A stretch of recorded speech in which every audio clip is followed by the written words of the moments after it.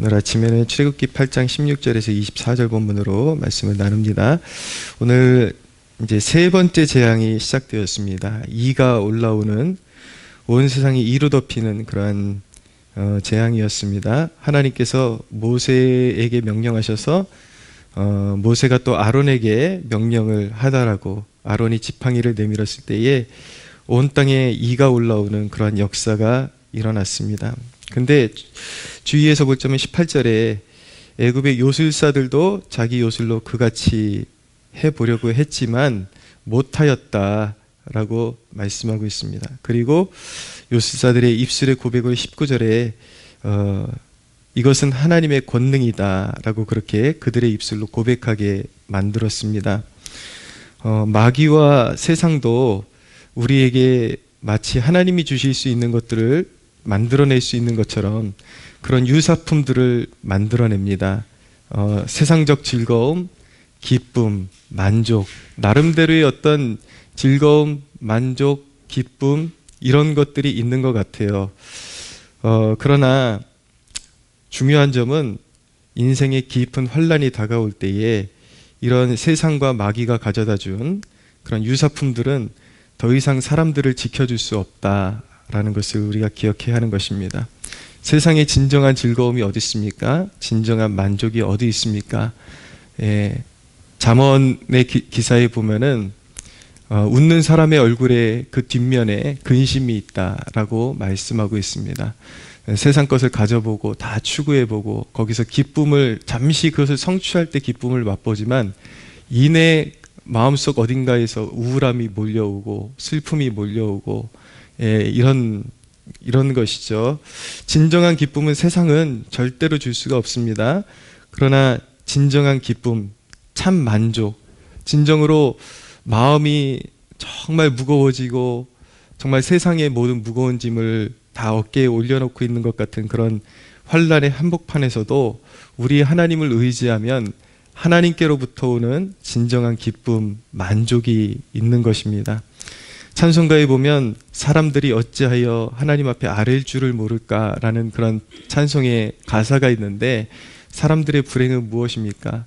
진짜 기쁨, 만족, 세상을 이길 수 있는 힘 이런 것들이 하나님께 있음에도 불구하고 전혀 하나님 앞에 나아가지 못하고 구하지 못하고 결국 세상에 얼쩡얼쩡거리면서 계속 세상으로부터 그 도움을 얻으려고 하다 보니까 결국은 계속 목말라지고 가뭄에 말라 비틀어지는 그런 나뭇잎처럼 그렇게 시들어가는 인생을 살아갈 수밖에 없는 것입니다.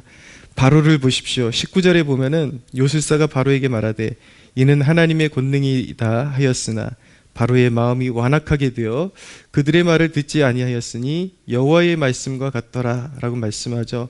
바로는 끝끝내 말씀을 듣지 않았습니다. 하나님의 말씀을 듣지 않았습니다. 완악해져서 깊은 멸망으로 계속해서 치닫고 말았습니다. 그래서 하나님께서 이제 또 한 가지의 재앙을 내리시는데 이제 모세를 통해서 파리가 올라오는 온 땅이 파리로 덮이는 그러한 재앙을 내리시게 되었습니다. 먼저 20절을 잠깐 보면은 여호와께서 모세에게 이르시되 아침에 일찍이 일어나 바로 앞에 서라. 그가 물 있는 곳으로 나오리니 그에게 이르기를 여호와께서 이와 같이 말씀하시기를 내 백성을 보내라. 그러면 그들이 나를 섬길 것이니라 라고 말씀하죠. 하나님이 이 재앙들을 내리시는 목적은 오직 하나입니다. 내 백성을 보내라 라는 것입니다. 이것을 우리 개인에게도 적용할 수 있습니다. 하나님을 섬기라. 하나님은 끊임없이 설교자를 통해서 그리고 전도자를 통해서 하나님을 섬기라. 하나님만 섬기라고 여러분에게 도전하고 있습니다. 이것이 이제 이루어지지 않고 계속해서 여러분들의 바로와 같은 그런 세상 유혹과 그 완고한 그런 고집을 따라 살아가게 되면은 결국 하나님의 재앙을 만나서 영원히 심판에 빠지고 마는 것입니다. 완고함이라는 것은 결국 축복이 되는 것이 아니라 결국 재앙을 가져올 뿐이라는 것을 우리가 기억해야 하는 것이죠. 진정한 행복한 삶의 첫 단추는 무엇입니까? 하나님 품에 안기는 것입니다. 탕자가 모든 것을 탕진하고 아버지 품에 안긴 것처럼 그렇게 아버지 품에 안겨야 하는 것입니다. 이 파리재앙의 24절에 보니까 끝에 보십시오. 이 파리재앙으로 말미암아 그 땅이 24절 끝에 황폐하였더라라고 말씀하고 있습니다. 여러분, 이 위대한 제국, 당시에 가장 문명화되어 있고 강대한 제국이었던 그런 애굽이 이 파리가 극성이는 작은 재앙에 황폐해졌다라는 말씀, 여러분 이거 얼마나 충격적인 말씀입니까? 그러나 여러분, 이런 것들이 우리가 살아가는 그런 현실적인 세상 속에서 우리가 직접 보고 우리가 목격하는 바인 것입니다. 쓰나미라는 것이 한 도시를 완전히 삼켜버리는 것을 보게 되기도 하고요.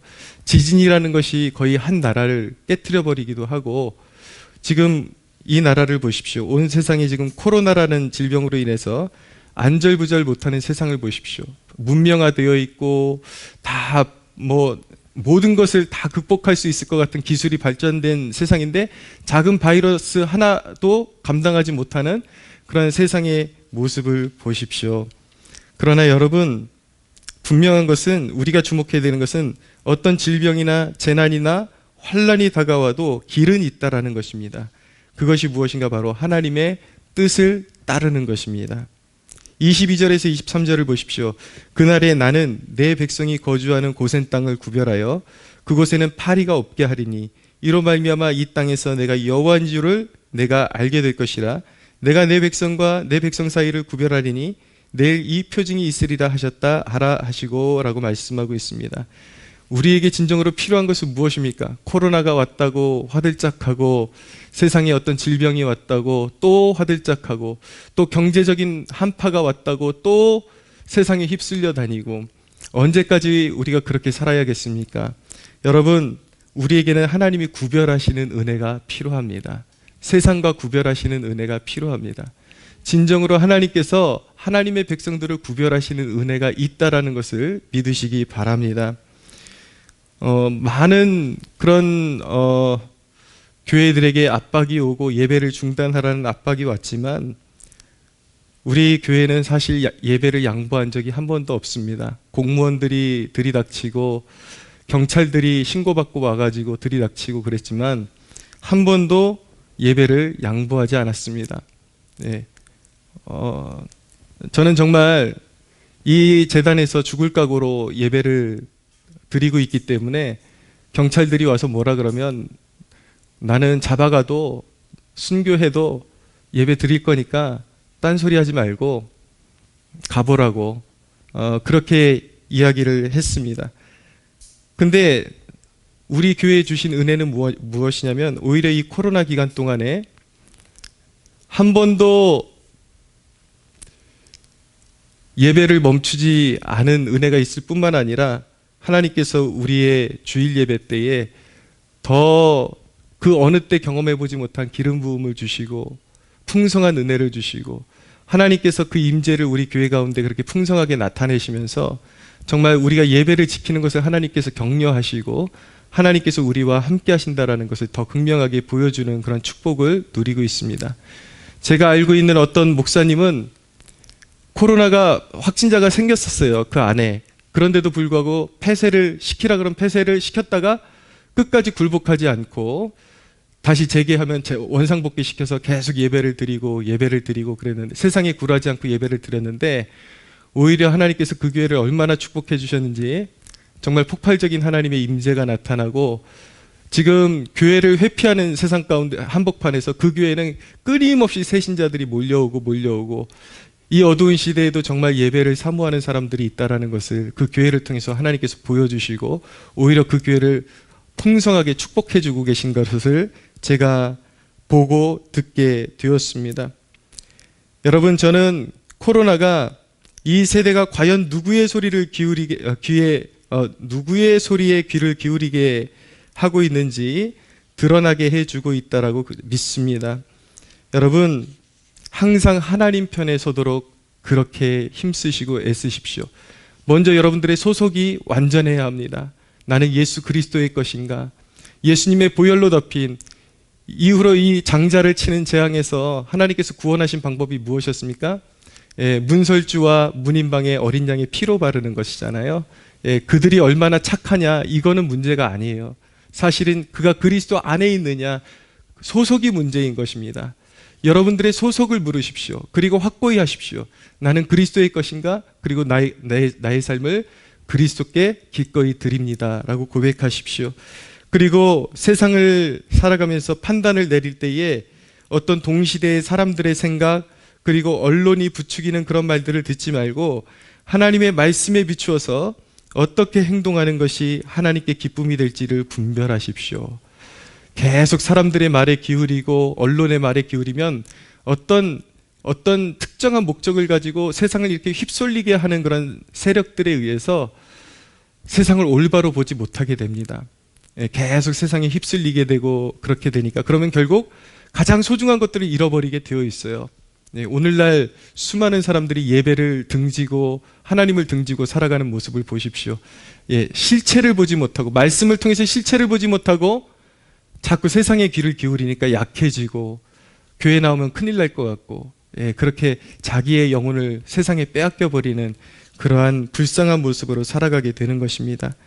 여러분, 항상 무엇을 선택하든지 예수님께서 선택하신 길, 하나님 아버지를 위해서 십자가를 선택하면 부활의 기쁨, 그리고 재앙에서 건지시는 구별하시는 은혜를 누리게 하실 줄로 믿으시기 바랍니다.